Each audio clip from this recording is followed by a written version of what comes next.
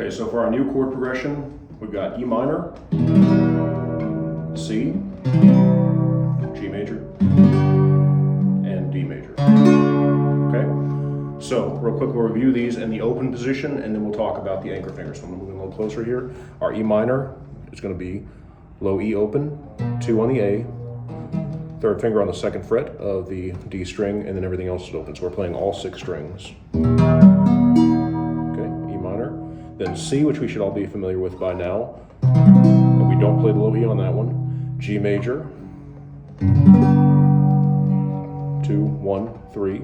Or I would accept that finger and also same chord. And then D is going to be second finger, second fret high E.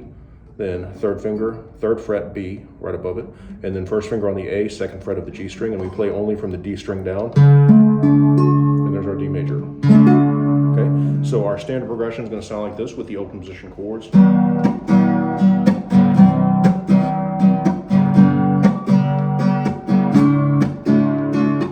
we're using our standard 4/4 strum pattern. We might as well practice both while we can. Now, we're going to talk about the anchor finger and changing the progression, because this will change how we finger our chords a little bit. So we're going to take our third finger, third fret B string, which is a D, okay, right there. Now, our E minor was like this with 2 and 3. What we're going to do is we're going to change that to 1 and 2 and add that third finger down there. This finger is going to stay third finger the entire progression, play all the way through. And I find it nice to mute this E string with this finger, so just let it rest on top of it. Okay, and then we go to a C, add 9, which is just like our G, except it's going to be on the A string there. So we've got E minor, C, add 9,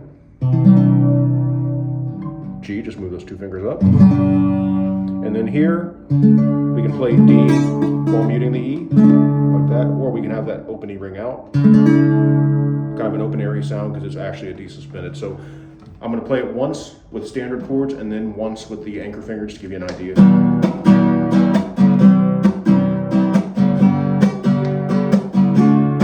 Anchor finger.